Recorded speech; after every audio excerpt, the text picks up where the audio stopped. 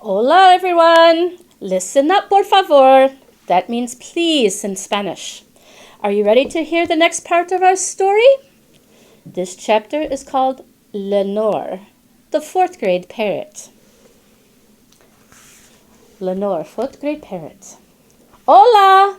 That's one of my favorite words because I come from Puerto Rico, and that's how people there say hello.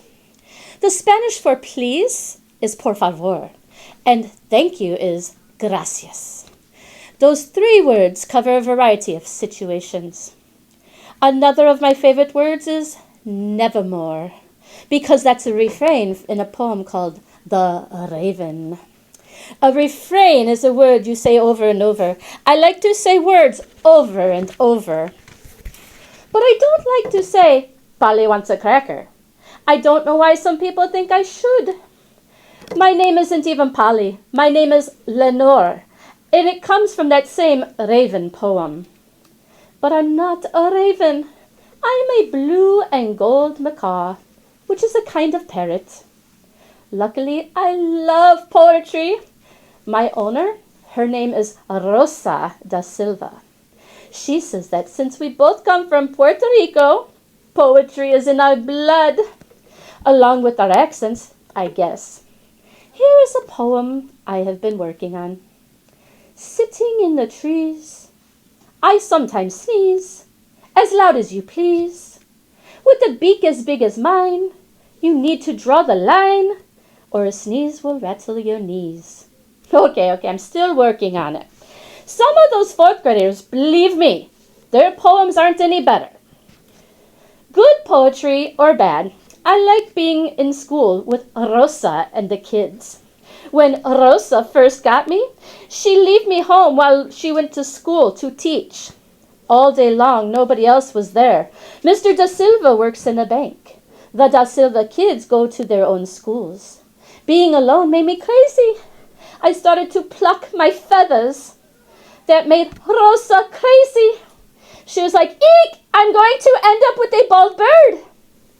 Now, she brings me to the classroom where she teaches. The kids there call her Mrs. Da Silva instead of Rosa. When we're in school, I have to remember to call her Mrs. Da Silva too. Such a chore, such a bore. Not Rosa, por favor. It's Mrs. Da Silva in school. That is the rule if you want to be cool. This is hard to remember. I also have to remember there are other words I am not supposed to say in school either. I think school has too many rules. Sometimes if Rosa and her family have to go someplace and stay out late, she'll leave me here in the classroom overnight. That's okay, I don't mind, once in a while. That's how I got to meet the squirrel. This is what happened. One day the squirrel, he comes running in. I've seen him before, but I don't know his name. And he's got this big ugly dog chasing him. And the dog's got a fish tank on a rolling cart chasing him. The squirrel, he can't fly, but he knows up is safer than down. He goes running around the stands that holds my cage.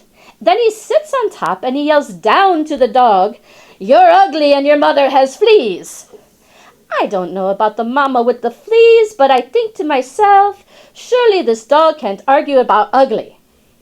Senior dog, he's jumping up in the air, trying to tip the cage over, and he goes, "Yeah, you rodent, you come down here and say that." The water in the fish tank is going slush, slush. "Whoa, chicos," I tell them. "Careful not the innocent bystander."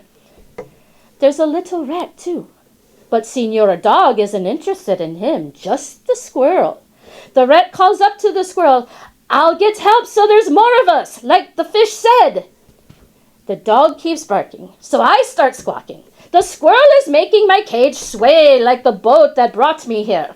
I say to the squirrel, "You ever hear the term seasick?" Next thing I know, the rat comes running back in with a hamster and a rabbit. It's like a convention of small mammals, plus fish. But the dog, he ignores them all and keeps yapping at the squirrel. And those small mammal guys, they don't know what to do. They're just running in circles. The rat squeaks, "Somebody do something!" The hamster is trying to count how many of them there are, but every time somebody moves, he loses track and has to start all over. The rabbit is full of useless advice. She's all like, "Don't let him get you." I think the squirrel already thought of that. The fish look like they're beginning to get seasick, too. Then wham, bam, that clumsy dog knocks my cage down. My feathers are ruffled, but I don't get hurt because I land on a pile of papier-mâché fruits and vegetables the kids have been making for some sort of art contest.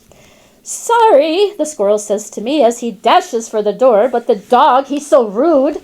He never says a word of apology. He's just all, "Get back here, you squirrel." The fish, still dragged along behind on that bumping, swaying, sloshing cart, are all like, "Whoop, whoop." The rat and the others, they start to follow. I squawk, "Hola, don't leave me here on the floor as you go out the door without even a nevermore." The rat is the only one left, slowest because he's always staying close to the walls, not wanting to cross the open space of the room. So he comes back and unlatches my cage. Did you guess who I am? It's Mrs. Templeton, one of the 4th grade teachers. We might have been talking about a parrot in one of our other stories, which is interesting. So I hope you enjoyed this chapter with the 4th grade parrot. And thanks for listening and reading along. Have a good day.